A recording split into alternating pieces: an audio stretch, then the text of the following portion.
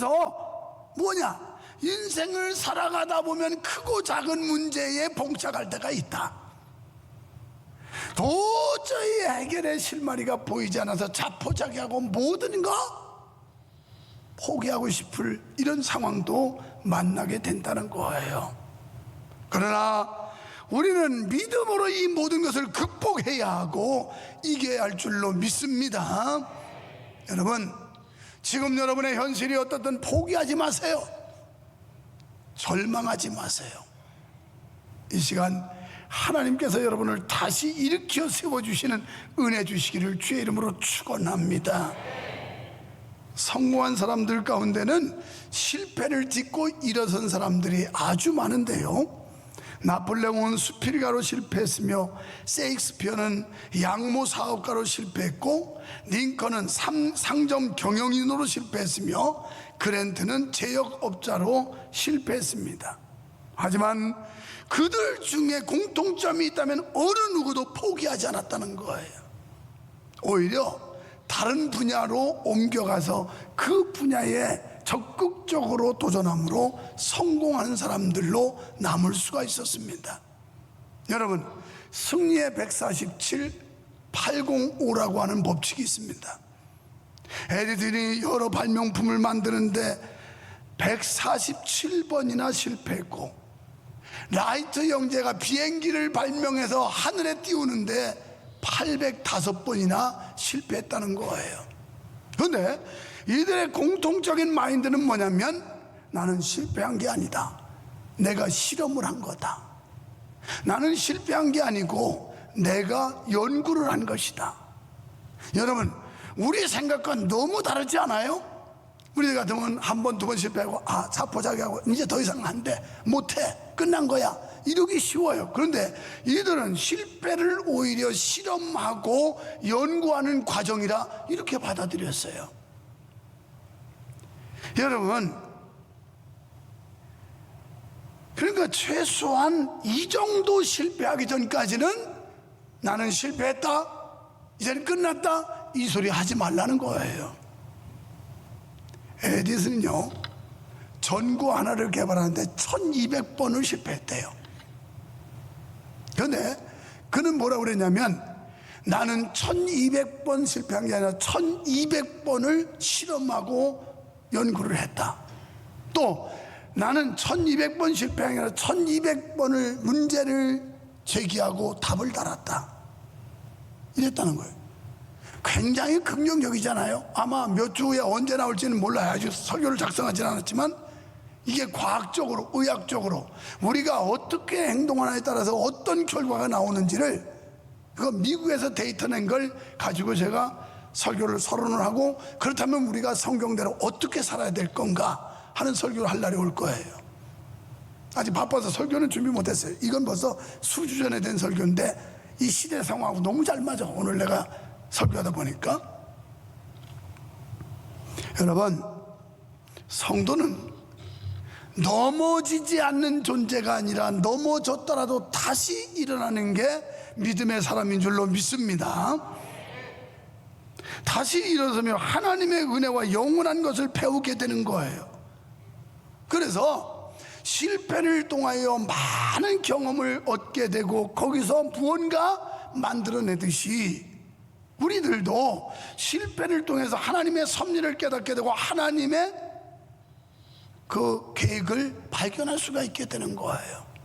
때문에 우리는 7번 넘어져도 일어나야 하는데, 우리를 언제나 다시 일으켜 세워주시는 분은 하나님이신 줄로 믿습니다.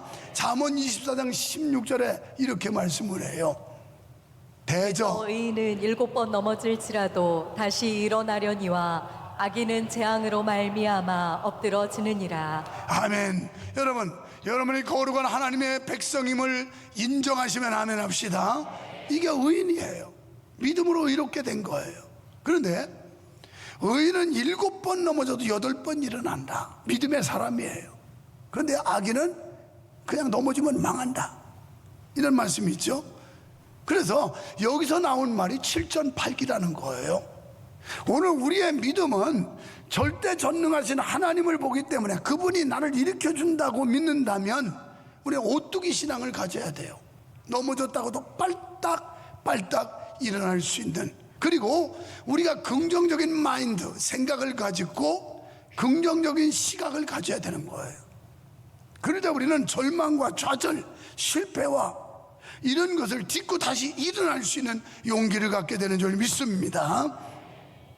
우리말에 사면초가라는 말도 있고요, 진퇴양난이라는 말도 있어요. 그러니까 뺑 돌려 포위가 당해서 도대체 헤어날 길이 없고 앞으로 갈 수도 없고 뒤로 물러설 수도 없는 상황, 사방으로 꽉 막혔고 앞으로 갈 수도 뒤로 물러설 수 없는 환경이나 상황을 맞이해 보셨나요? 이럴 때 우리는 위를 바라봐야 돼요. 뺑 돌려서 포위당했을 때 위를 보셔야 됩니다. 그래서 하나님께 도움을 청해야 됩니다. 손을 뻗어서 하나님의 구원의 손을 잡으셔야 돼요.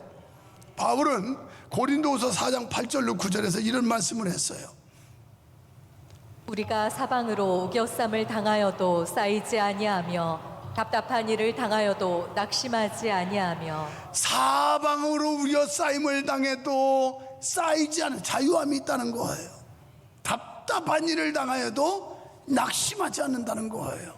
왜? 9절에 박해를 받아도 버림받지 아니하며 거꾸러뜨림을 당하여도 망하지 아니하고, 박해를 받아도 버림받지 아니하며 거꾸러뜨림을 당하여도 망하지 아니한다. 그러면서 7절에, 앞서서 4장 7절에 보면 다시 말씀을 해요. 우리가 이 보배를 질그릇에 가졌으니 이는 심히 큰 능력은 하나님의 있고 우리에게 있지 아니함을 알게 하려 함이라. 아멘. 보배는 예수 그리스도, 이분을 질그릇 같은 우리의 마음속에 가졌으니, 바로 여러분들의 마음속에 예수 그리스도가 있으면 이분은 상황과 현실 앞에도 주저앉거나 낙담하지 않을 수 있다는 거예요. 왜? 그 하나님의 능력을 믿기 때문입니다. 본문 3절에서 보면 다윗은 자신을 흔들려는 생명 속에서 넘어지는 담과 울타리로 비교하고 있어요. 지금 그냥 그 풍전등화 같은 거, 바람 앞에 등불과 같아요. 이런 어려운 상황에서 진정 구원이 필요했고 의지할 곳이 간절했는데 주위에는 말과 행동이 다른 아청꾼들이 막 뺑둘러서 진을 치고 압박을 하며 공격을 하고 있다는 거예요. 이미 이 상황에서 다윗은 마음의 평정을 잃어버린 상태입니다. 더 이상 어떻게 마음을 다잡을 수가 없는 상황이에요. 그래서 이런 상황에서 나는 하나님 앞에 도피할 수밖에 없었다. 내가 하나님 앞에 도망갈 수밖에 없었다. 이 고백을 하는 거예요. 여러분, 이 말씀의 내용을 보면 인생은 신뢰의 대상이 못 된다는 거예요. 사람 별로 그렇게 의지할 대상이 아니라는 거예요. 그러면서 서울에 달아보니까 먼지보다도 가볍대. 과장법이긴 하지만 인간들이 얼마나 요사를 잘 떨고 변덕을 잘 부리는지 저울에 달아보니까 먼지보다도 가볍다, 이렇게 표현하고 있어요. 그러니 이 말씀은 인생 의지할 바가 없다, 여호와 하나님, 전능하신 하나님을 의지하라, 이렇게 반복적으로 말씀을 하는데, 그래서 다윗은 자신의 영혼에게 나의 영혼아 잠잠히 하나님만 바라보자, 이렇게 반복적으로 말씀을 해요. 대부분의 시편은 하나님이 어떤 분인가를 말씀하면서 그 하나님을 의지하고 새 힘을 얻어라, 이런 말씀으로 기록이 되어 있습니다. 지금 여러분, 오늘도 보니까 어떤 분들은 낙상을 해서 몸이 불편한데 지팡이를 잡고 요 건너 아파트에서 여기도 힘들어서 중간에 쉬고 계세요.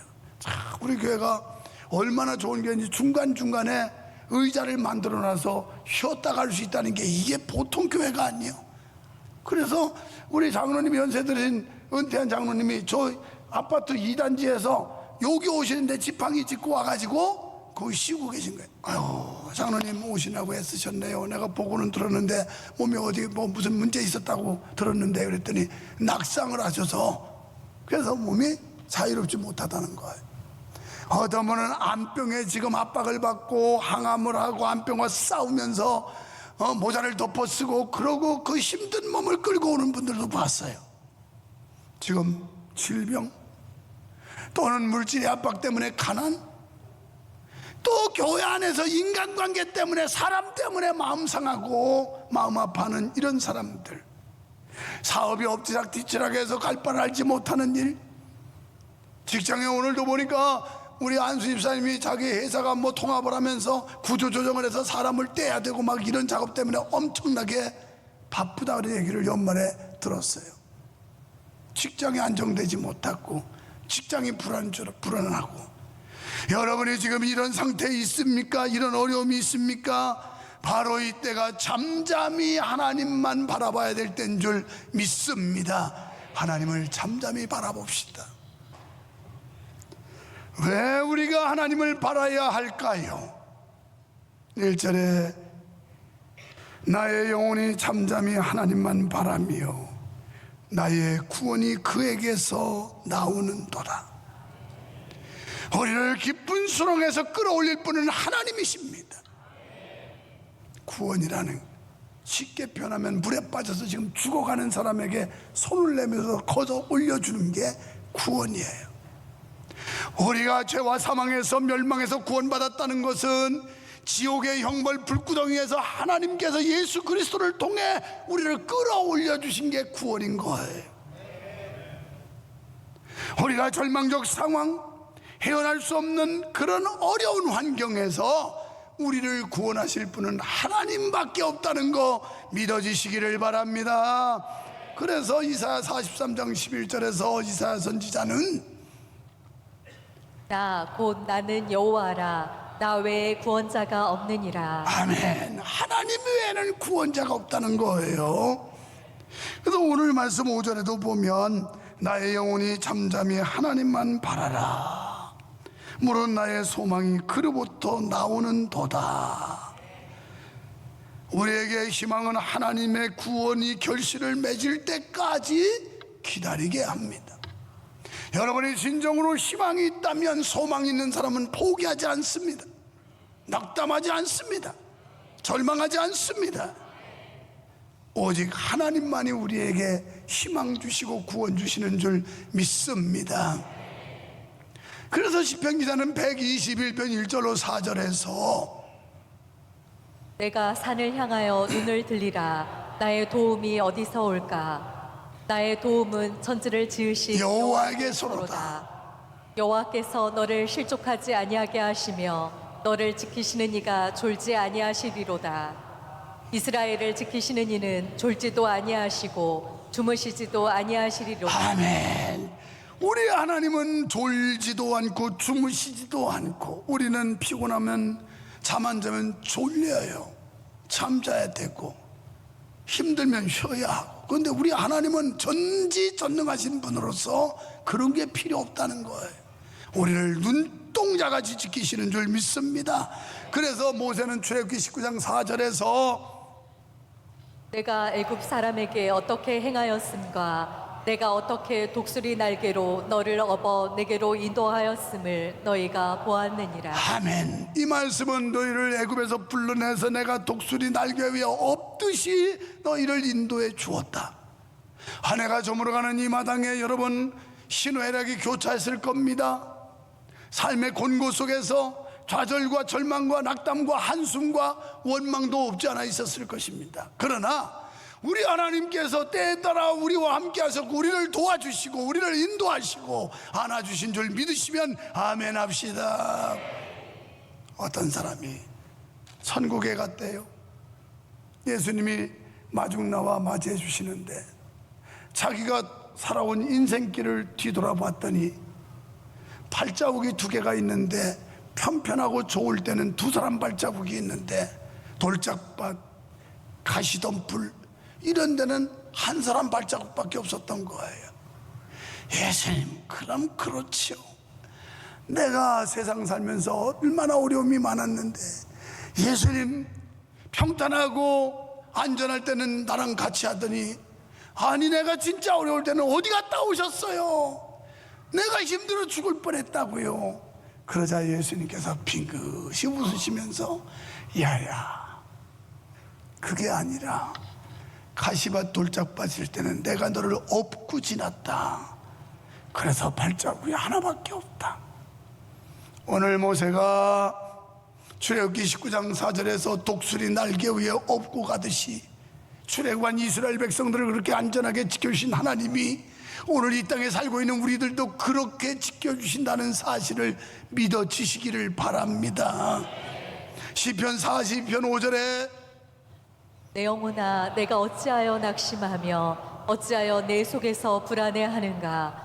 너는 하나님께 소망을 두라. 그가 나타나 도우심으로 말미암아 내가 여전히 아멘. 찬송하리라. 내가 어찌하여 낙심하며 어찌하여 내 속에 불안해하느냐. 너는 하나님께 소망을 둬라. 그러면 그의 도우심이 나타날 것이고 나는 여전히 찬송하리로다.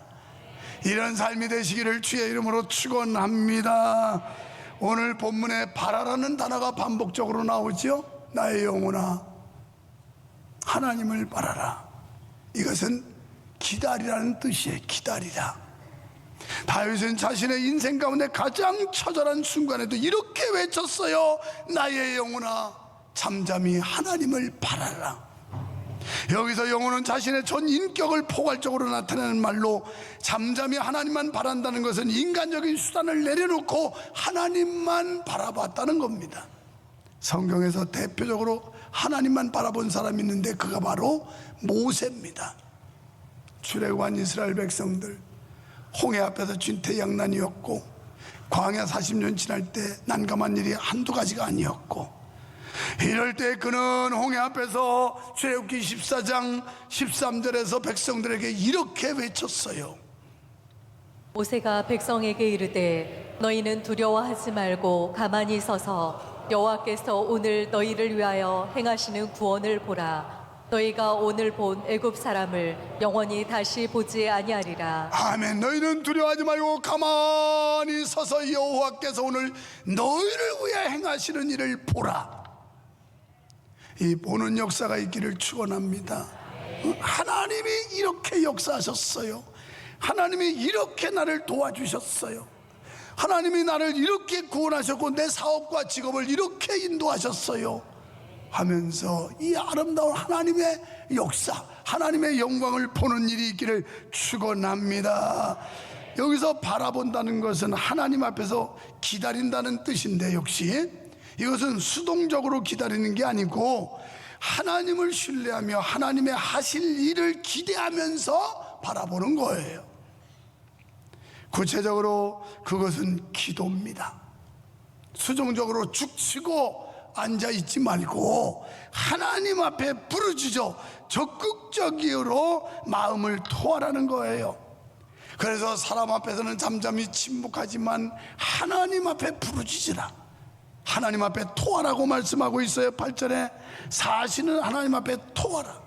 우리 마음속에 있는 소원도 토해야 되고 죄악도 토해야 되고, 여러분 이 속에 있는 거 토하는 거 있잖아요. 토하는 거.